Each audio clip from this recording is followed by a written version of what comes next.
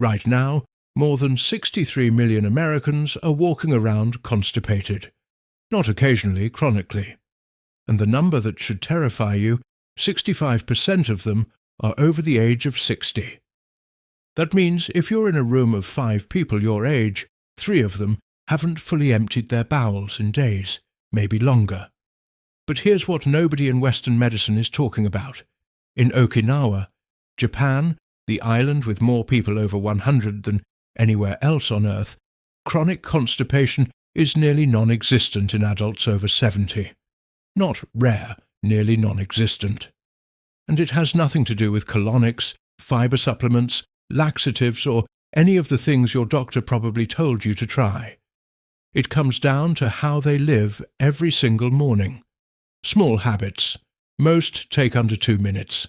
Habits that cost nothing. I've ranked 7 of them today from least powerful to most powerful, so you know exactly where to start. And I'll tell you this right now, the number 1 habit on this list, it's something almost every American does every single day. Just completely wrong. By the end of this video, you're going to understand why your digestion has been getting slower every year, regardless of how much water you drink or fiber you eat. And more importantly, you'll know exactly what to do tomorrow morning to change it. Stay with me. This one is worth it. Here's the physiology nobody explains to you. After 60, constipation becomes dramatically more common, affecting roughly 1 in 3 adults in this age group, according to data from the National Institutes of Health. But peer-reviewed research shows something surprising.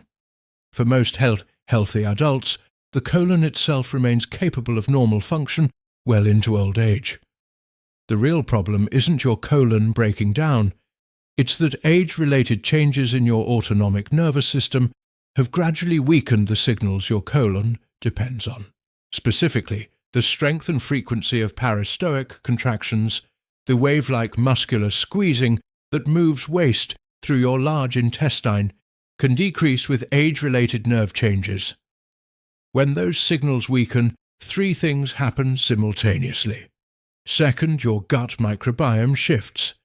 Beneficial bacteria like lactobacillus and bifidobacterium need regular transit to thrive. When waste stagnates, opportunistic bacteria multiply. This imbalance, called dysbiosis, has been linked in peer-reviewed research to systemic inflammation, not just digestive discomfort. Third, and this is the one doctors almost never mention, your gastrocolic reflex weakens. This reflex is a direct nerve signal from your stomach to your colon that triggers movement every time you eat. In a healthy gut, you feel the urge to go within 20 to 30 minutes of a meal. In a sluggish gut, that reflex has gone nearly silent. Here is the critical point. This decline is not inevitable. It is not simply aging. It is a lifestyle mismatch. The 7 habits you're about to learn directly target peristalsis, the gastrocolic reflex, and gut microbiome balance, not through supplements, through the mechanical, thermal, and behavioral triggers your colon was always designed to respond to. Habit number 7, the morning light walk. This one surprises people, not because walking helps digestion. Most people understand that what surprises them is the specific mechanism, and why most Americans are doing this completely wrong. In Okinawa, adults spend an average of 20 to 40 minutes outdoors within the first hour of waking, not vigorous exercise, slow walking outside in natural light. Morning light exposure within 30 minutes of waking resets your circadian clock and triggers a natural healthy cortisol rise that directly stimulates intestinal motility. Research on circadian biology published in journals including Gastroenterology and the American Journal of Physiology confirms that your colon follows a strict daily rhythm with peak contractile activity, naturally occurring in the morning hours. Morning light exposure directly resets that circadian clock and helps ensure your colon's morning activity window fires on schedule. The walking itself adds a mechanical component. Each step creates a gentle, vertical compression through your abdominal cavity, physically nudging your colon. But here is where Americans go wrong. Most people either stay inside all morning or they go for an intense workout, which redirects blood flow away from your digestive tract to your muscles, temporarily slowing gut motility. The Okinawan approach is specifically slow and specifically outdoors. 10 to 20 minutes natural light on your face. Unhurried pace score 4 out of 10. Habit number 6. Specific meal timing and the 20-minute gap. Most Americans eat their first meal within minutes of waking. Coffee, then immediately food, or food while standing at the counter, still half asleep. In Okinawa and across most of rural Japan, the body is given time to wake up fully before food enters the system. And there's a specific reason this matters for your colon. Your gastrocolic reflex, that nerve signal that tells your colon to move when your stomach fills, is strongest in the morning after an overnight fast. The moment food enters your stomach, particularly warm food, that reflex fires. But only if your digestive system is already awake and ready. When you eat immediately after waking, that reflex fires weakly or barely at all. Colonic motility research, including studies using intraluminal pressure monitoring, published in gastroenterology journals, shows that colonic pressure activity can increase up to 3-fold in the morning hours immediately after waking. Giving your system 15 to 20 minutes to activate before your first meal helps ensure your gastric reflex fires at full morning strength, rather than being muted by immediate food intake. The practical habit is simple. Wake up, drink warm water, will cover exactly how in habit number 1. Move gently for 15 to 20 minutes. Even just slow walking around your home, then eat breakfast. That sequence, hydrate, move, then eat, gives your nervous system time to shift out of overnight slowdown mode. This costs nothing, takes no extra time. Score 5 out of 10. Underrated because it sounds too simple. Habit number 5, fermented foods. Specifically, the right ones prepared the right way. Japan has one of the highest per capita fermented food consumptions in the world. Miso, natto, tsukemono. Naturally fermented pickled vegetables, these are not side dishes in Okinawa. They are daily staples, eaten at almost every meal. Here is what the science actually shows, stripped of all the supplement industry marketing.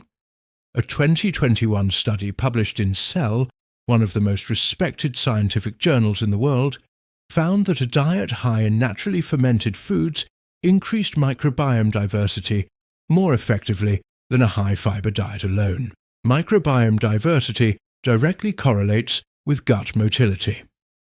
More diverse colonies of beneficial bacteria produce more short-chain fatty acids, particularly butyrate, which is literally the primary fuel source for your colon wall cells. When your colon wall cells are well fueled, parasaltic contractions are stronger, transit time improves, stool consistency normalizes. But here is where most Americans go wrong. They buy probiotic yogurt or kombucha from a grocery store.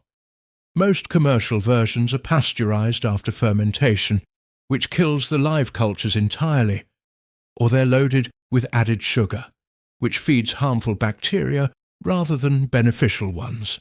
The most accessible option is unpasteurized miso paste, available at most Asian grocery stores and increasingly at Whole Foods.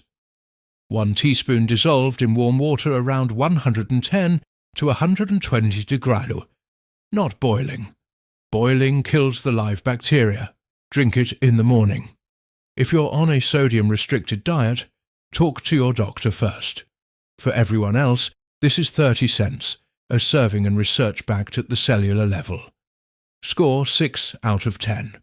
Habit number 4, squatting posture during elimination and why your toilet is actually working against you. Your colon has a natural bend in it called the anorctile angle, where the rectum meets the anal canal. In a seated position like on a standard Western toilet, that angle is approximately 90 degrees. This creates a physical kink like bending a garden hose. Pressure builds, straining occurs. Incomplete evacuation is common in a squatting position, the natural human elimination posture used for essentially all of human history. Outside the last 200 years, that anorctile angle opens to approximately 135 degrees. The pathway straightens. Evacuation becomes easier, faster, and more complete, with zero straining required. The research on this is not ambiguous. It is clear, consistent, and replicated across multiple independent studies. A study published in the Journal of Clinical Gastroenterology found that using a squatting position reduced median bowel movement time by 51% and significantly reduced straining effort compared to standard seated posture. You do not need to rebuild your bathroom. A simple toilet footstool available for under $25 raises your feet while seated, partially mimicking the squat position and opening the anorctile angle enough to make a measurable difference. This is not a supplement, not a diet change. It is a positional correction that your great-grandparents never needed, because they never used a raised Western toilet in the first place. The effect is immediate. Most people feel the difference the first or second time they use it. Score 7 out of 10. Simple, cheap, and works the same day. Habit number 3, abdominal self-massage. The right direction, the right pressure. This practice, called aoku in traditional Japanese medicine, has been used for centuries to physically assist colon movement from the outside. And the modern clinical research validates exactly why it works. Your large intestine follows a very specific anatomical path through your abdomen. It goes up the right side of your body. That's the ascending colon, across the top, the transverse colon, down the left side, the descending colon, then into the sigmoid colon and rectum, massaging your abdomen in that exact direction. Clockwise, when you look down at yourself, mechanically assists waste movement along that path. You are quite literally helping your colon do its job from the outside. A 2011 study in the Journal of Clinical Nursing found that abdominal massage performed in the direction of colon anatomy improved colonic transit time by 22% in adults with chronic constipation and reduced bloating scores significantly within 4 weeks of daily practice. The technique: lie on your back, knees bent. Use flat palms, not fingertips. Start at your lower right hip. Apply firm but gentle pressure.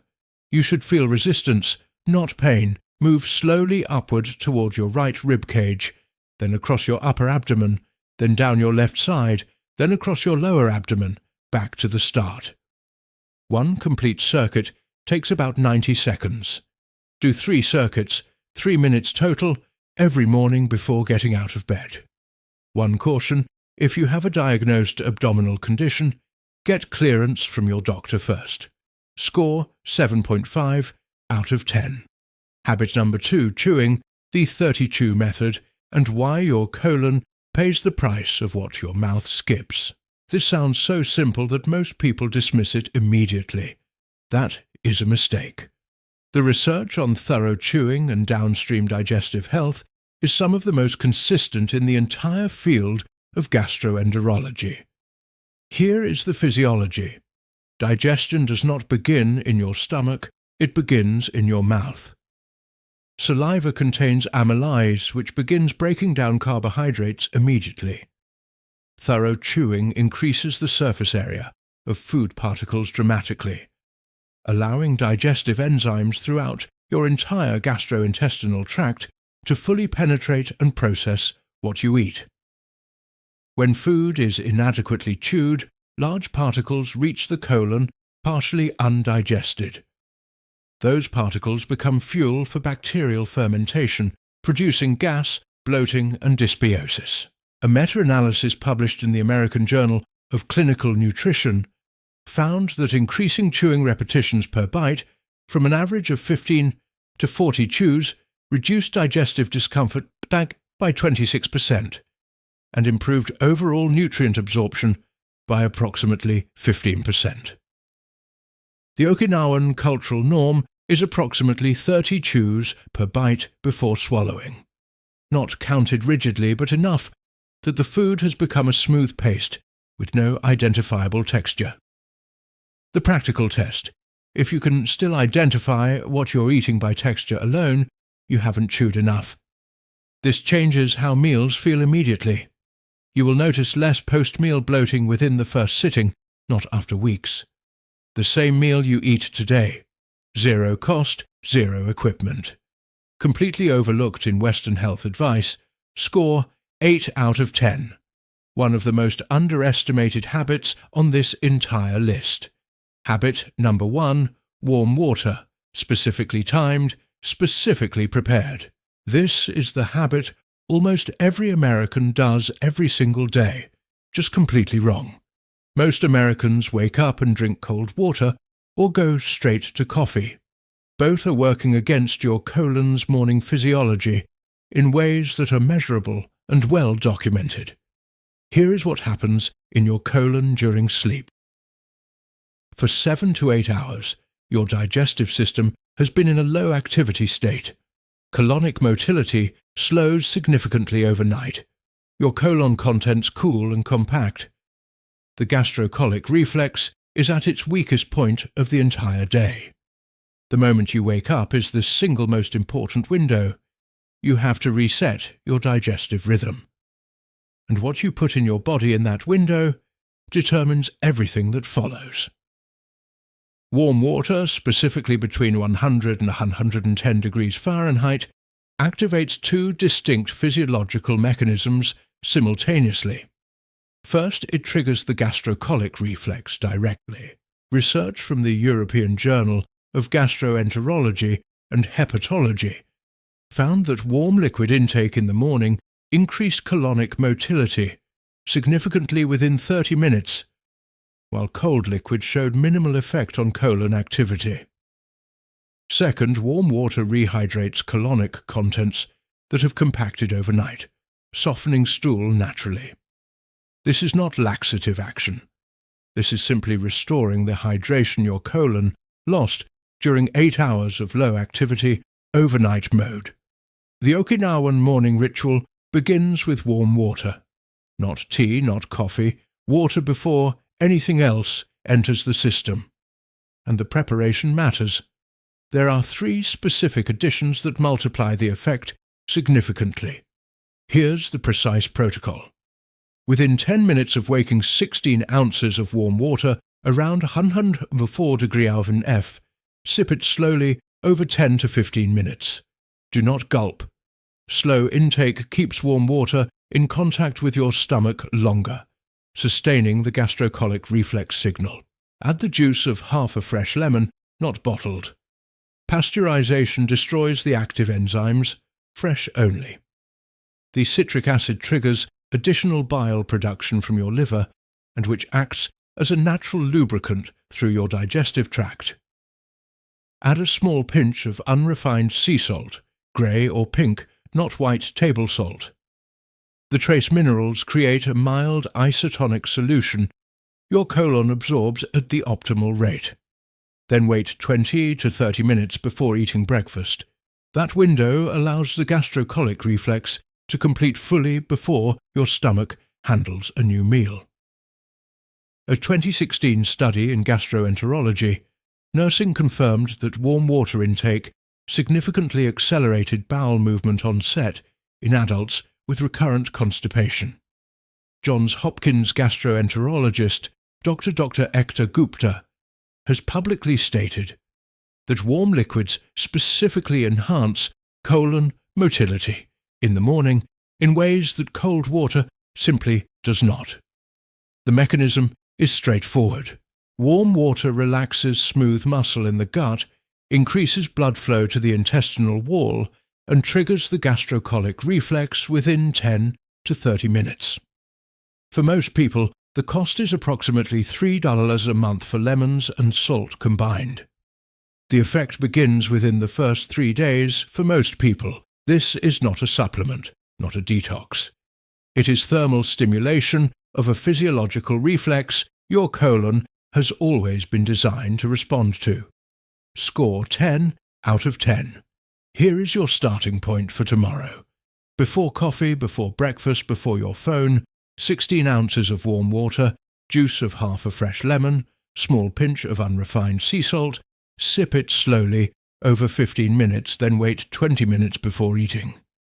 That single habit I done consistently will do more for your digestive regularity than most of the fiber supplements and stool softeners combined on pharmacy shelves. In week 2, add the toilet footstool under $25 immediate effect. In week 3, add 3 minutes of clockwise abdominal massage before you get out of bed. Give the full combination 30 days. Write down how your digestion feels today. A number 1 to 10. Check it at day 15, check it again at day 30. The difference will surprise you. Your colon was not designed to fail you. It was designed to work efficiently, regularly, painlessly for your entire life. What changed is not your body. What changed is the morning routine that modern life replaced those ancient signals with. The warm water, the slow outdoor walk, the fermented foods, the patient chewing. These are not exotic Japanese secrets. They are basic physiological signals. Your colon has always been waiting for. You just stopped sending them. Start tomorrow morning. 1 habit, 1 glass of warm water, fresh lemon, pinch of sea salt. That is your first signal back. If this video helped you, share it with someone who needs it. No supplements to buy, no program to join, just the science and 7 habits that work. I'll see you in the next one.